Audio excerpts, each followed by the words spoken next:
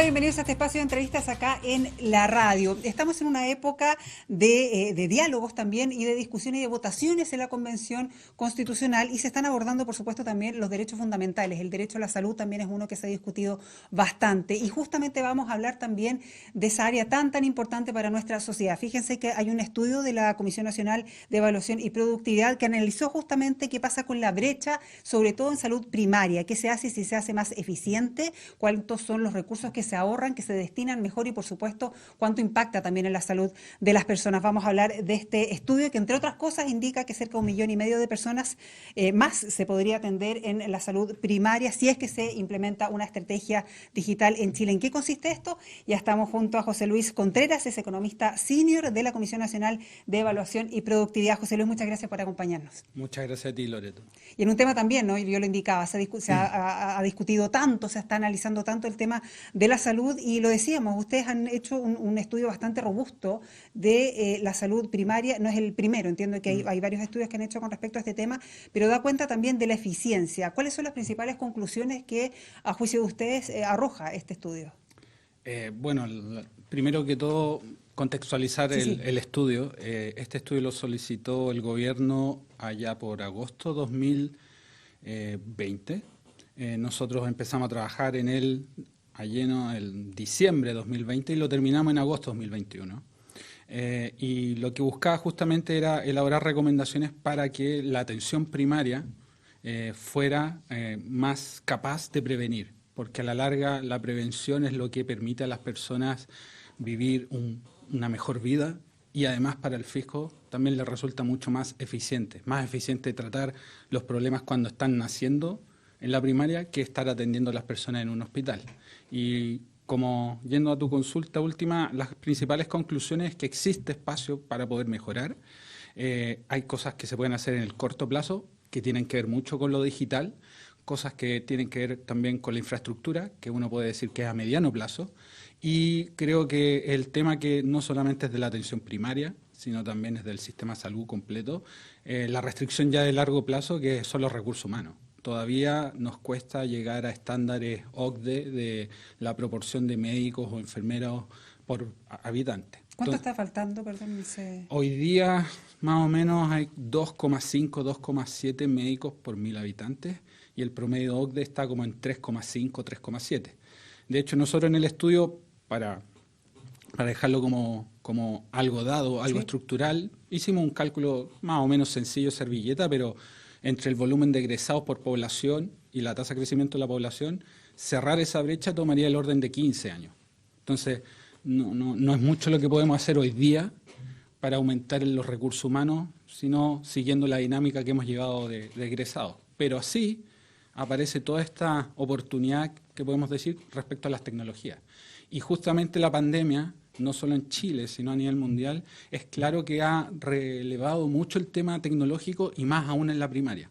Y de hecho, como tú mencionabas bien, algunas de las estrategias tienen que ver con tener ese contacto más cercano, que ahora con la pandemia aprendimos que no necesariamente tiene que ser físico, sino remoto. Y eso te permite abarcar más personas, estratos de edad que al día de hoy en gran medida no están en la atención primaria, que son los jóvenes y las personas en edad laboral. Justamente porque quizás los jóvenes no generan un vínculo cercano a la atención primaria y por otro lado los adultos no tienen tiempo porque están en edad laboral. Y lo que hemos descubierto a través de los pilotos que se han llevado a cabo en estas estrategias es que justamente estás logrando llegar a esa parte del grupo, que justamente es la parte de la prevención. Tú quieres ver a alguien con 30 años que quizás va camino a la hipertensión y te puede hacer cargo y darle seguimiento, a encontrárselo a los 60 años ya con una hipertensión absolutamente descontrolada que va a salir muy perjudicada a la persona y para el fisco va a significar, no sé, 10 veces el costo de lo que podría ser en atención primaria. Ya vamos a hablar de la estrategia digital y los desafíos que eso plantea, pero vámonos al diagnóstico, porque claro, uno habla de la atención salud primaria. ¿Cuánta cobertura real hay de eso y cómo está operando actualmente? Porque hay muchas personas que no van al consultorio, no van a atención primaria, van directamente a los hospitales, ¿no? Que debiera ser ya cuando está más avanzado en otro tipo de atenciones. ¿Cuánto está impactando eso y cuál es el comportamiento en Chile en general? En promedio, la cobertura, llamemos la básica, es decir, cuántas personas de mi población yo pude atender durante el año, el promedio está en 50%. Cuando uno va a la literatura o la evidencia de países referentes, Inglaterra, España, Canadá, uno encuentra que está sobre el 65 y probablemente sobre el 70% de cobertura. Entonces, Perdón, ¿la mitad de la población entonces puede acceder? sí, sí. De hecho, la pregunta en la OCDE es a personas mayores de 15 años, ¿cuándo fue la última vez que accedió a un médico de atención primaria? Y el 80% te dice hace menos de un año. Tú haces esa pregunta hoy día acá en Chile y probablemente te va a dar respuesta 50%. ¿Y eso por qué no van o por qué van directamente a un hospital? Hay muchos factores. Yo creo que uno es la falta de cercanía en el sentido ya más logístico. Nosotros hemos encontrado brechas de distancia entre consultorios y la población, de 4 kilómetros en zona urbana, que además ni siquiera puede ser tu consultorio porque puede estar al lado de la otra comuna y tú estás inscrito en tu comuna, por lo tanto tienes que ir a tu consultorio. Incluso si uno va a las zonas rurales puede ser brechas de 20 kilómetros. Entonces, ¿hay factor distancia? Seguro. Hay factor en la zona urbana que tiene que ver con el trabajo, el tiempo. ¿En qué momento piensan que hoy día la gran mayoría de las personas que va al consultorio o necesita una cita en un consultorio tiene que ir al menos 2 veces? ¿Qué quiere decir eso? Ir, levantarse más temprano que nunca, ir a las 5 o 6 de la mañana, pedir un número para que le den una cita, para que vayas otro día. Por lo tanto, en pocas palabras, estamos subiendo demasiados costos a las personas para poder acceder a la primaria. Y obviamente esa parte de esas personas que no pueden acceder, o bien van al sector privado a través de copago, o bien ya en una situación crítica terminan yendo al hospital.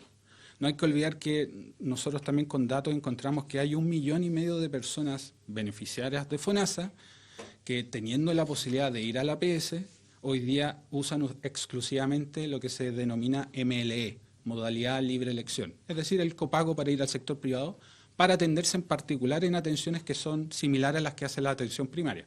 Hay otras actividades que hace MLE, pero nos focalizamos en eso para comparar. Eso encontramos, 1,5 millones de personas. Y el impacto es justamente expectativa de vida, calidad de vida sobre todo, y más aún en zonas más vulnerables. Y cuando las personas no tienen por distintas razones, ¿no? Ya sea por la cercanía física o por desconocimiento, o porque no les gusta, o en fin, y no van a la atención primaria y van directamente al hospital, eso tiene varias repercusiones también en la logística del hospital. O sea, es una mala utilización de recursos. Poniéndolo quizá en castellano, estás matando una mosca con una bazuca. Es decir, estás llevando casos que deberían ser fácil de resolver en la atención primaria a un costo altísimo, tanto pecuniario como el uso de recursos. Nosotros encontramos, por ejemplo, en las denominadas hospitalizaciones evitables, que son hospitalizaciones que se deben realizar a causa de esta poca cercanía o poca o baja capacidad que tiene hoy día la atención primaria para atender a esas personas y terminan yendo al hospital. Y esas personas consumen recursos, que al día de hoy estimamos alrededor de $300 millones al año, ¿ya? Y además ocupan un recurso sumamente crítico en el hospital, que son las camas. Entonces, si uno pudiese generar estrategias que pudieran contener esas hospitalizaciones evitables, primero, la misma persona se beneficia, no termina en el hospital. Segundo, esos recursos que estabas utilizando antes para esa persona, lo puedes utilizar, por ejemplo, en las personas que están en la lista de espera quirúrgica. De hecho, el cálculo que hicimos aproximado es, por una hospitalización evitable que dejas, que corriges en la atención primaria, tú liberas la cantidad de días camas necesarios para atender a 2 personas en la lista de espera quirúrgica. Por una sola. Por una sola, exactamente. Entonces, no es menor. Sí, y me imagino, claro, que tienes impacto por las hospitalizaciones evitables, pero por otro lado, la gente que deja de ir a atención primaria, lo que comentábamos hace algunos minutos, ¿no? Se le deja de diagnosticar tempranamente distintas enfermedades y ahí sí, por el avance de estas patologías, termina sí o sí hospitalizado, que podría haber sido evitable también. Exactamente. Y me remito a un estudio de se me olvidó el nombre de los autores, pero 2018, ¿sí? Hace poco, con la encuesta nacional de salud, la última que tuvimos, y la estimación es que tenemos cerca de 11 millones de personas con más de 2 enfermedades crónicas. 11 millones con 2. O sea, el desafío que tiene la primaria de aquí para adelante no es menor. Y por eso, no solamente Chile, yo diría a nivel mundial, lo positivo que uno podría tomar del contexto de pandemia es que volvió a relevar lo relevante, valga la redundancia, la atención primaria. estudios ahora sobre atención primaria sobran, diría yo, no sobran, son varios. OCDE sumado, sí. suman mucho. OCDE ya hizo uno el año pasado. Yo me acuerdo ahora de uno de McKinsey que vimos que hablaba de que es mucho más eficiente si $1 que tú ponías en la atención primaria te retornaba 1,8, por ejemplo. O sea, hay demasiados beneficios que deberíamos nosotros tomar en cuenta para potenciar la atención primaria. Algo lo esbozamos hace algunos minutos, ¿no? Para potenciar la atención primaria, pero es necesario que estén los consultorios en el territorio, que la gente los conozca, que esté cerca. Me llamó mucho la atención, en el estudio de ustedes dice que a enero del 2022 solo 139 comunas de Chile cuentan con al menos un centro de atención primaria de urgencia. ¿Cuánta gente no tiene cerca, a la luz de estos números también? Yo diría que probablemente... No podría hacer el cálculo exacto, pero podría decir tranquilamente 3 millones de personas. Que no tienen un... Cercano, no. Y por lo tanto terminan yendo a la urgencia del hospital. Y eso es lo que uno en parte también puede atribuir a ver en la urgencia de los hospitales porque están colapsados. De hecho, también uno puede ver en la urgencia de los hospitales que uno sabe que hacen un triage, ¿cierto? Y van priorizando.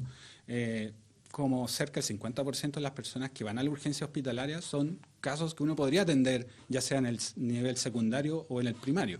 Entonces, eso te refleja que hay algo abajo que necesita ser mejorado para que esas personas puedan ser atendidas, pero en el lugar correcto. Porque no, estás gastando recursos humanos y tiempo y espacio e insumos en cosas que podrías atender en la primaria. Claro, tiene que ser mejorado, pero tiene que ser construido, tiene que ser contratado. ¿Cuánto cuesta esto? El cálculo que llegamos aproximadamente a partir de los mismos datos públicos del Banco Integrado de Proyectos, del DEIS, etcétera, es que solo para cerrar brecha de la infraestructura que falta, bajo estándares de un consultorio debe atender a 30.000 personas, una posta rural 5.000, etcétera, llegamos al orden de $1.000 millones.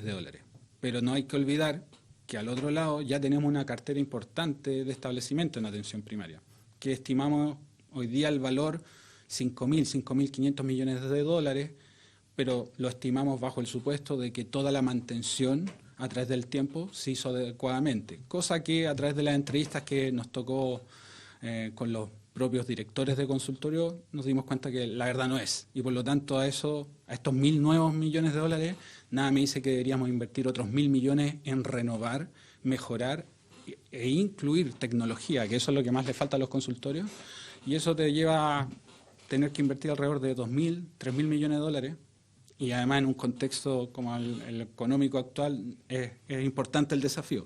Y por eso hemos visto alternativas también, o más bien hemos visto ejemplos en otros países. NHS en particular. Y porque se han hecho varios anuncios de los hospitales, de grandes hospitales con grandes inversiones, en fin, pero ¿la solución pasa por ahí? Y aquí incluso McKinsey dice lo mismo que nosotros. O sea, no hay que invertir, o sea, hay que invertir a nivel hospitalario, pero donde hay que invertir hoy día fuerte es la atención primaria. El costo alternativo es altísimo. Hoy día en Chile aproximadamente estar costando cerca de 80 UF el metro cuadrado un hospital. En cambio, en consultorio puede estar, puedo corregir después, pero alrededor de 30 UF o 40 UF el metro. Pero la mitad. Exactamente, y estás atendiendo a alguien, imagínate, si no tienes consultorio, estás atendiendo a alguien en una infraestructura que cuesta casi el doble de la infraestructura que podrías tener atendiendo a esa persona. Son bien impresionantes los datos, los números. Hablábamos al comienzo de esta entrevista también de la estrategia digital. Más de algunos se preguntará, claro, pero ¿cómo se llega a tomar hora, por ejemplo, digitalmente o atenderse digitalmente, sobre todo para grupos que no están tan familiarizados, digo, con la tecnología? De eso y mucho más vamos a conversar después de esta pausa. Vamos a seguir conversando con José Luis Contreras, es economista senior de la Comisión Nacional de Evaluación y Productividad. Una pausa y ya volvemos.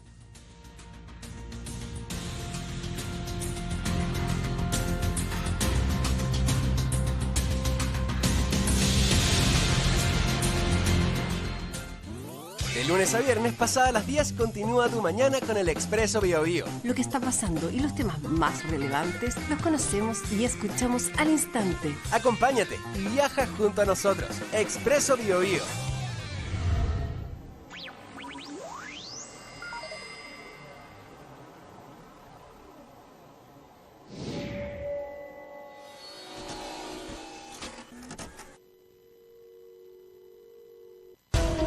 En BioBio profundizamos las noticias enfatizando la verdad siempre. Aquí tú te informas y entretienes.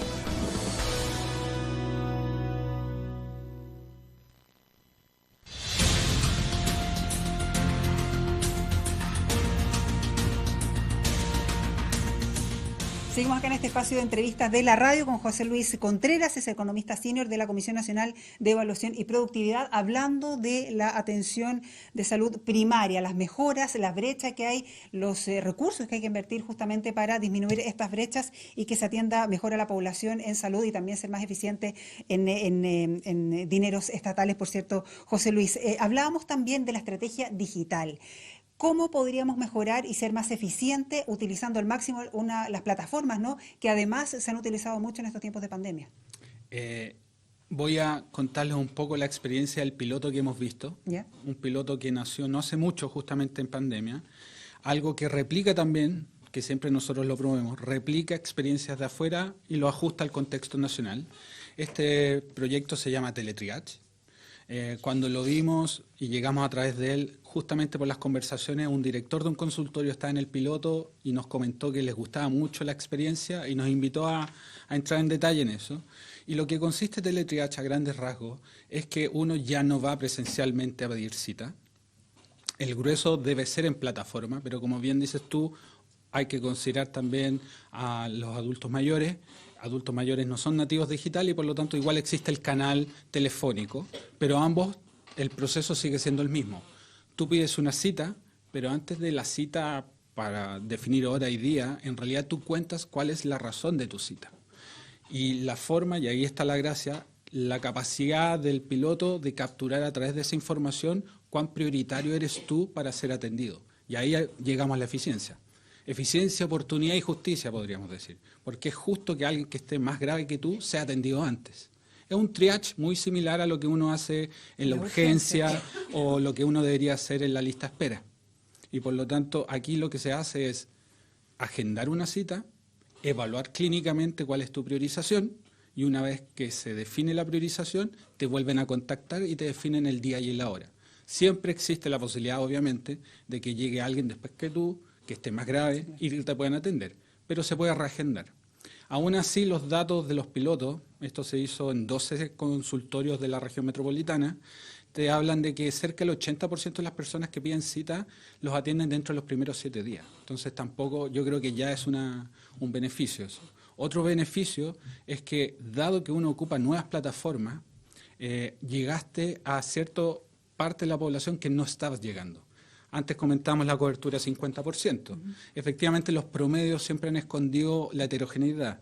Y ese 50% esconde una tasa de cobertura de 80 o 90% en los menores de 5, 10 años y en los mayores de 65 años.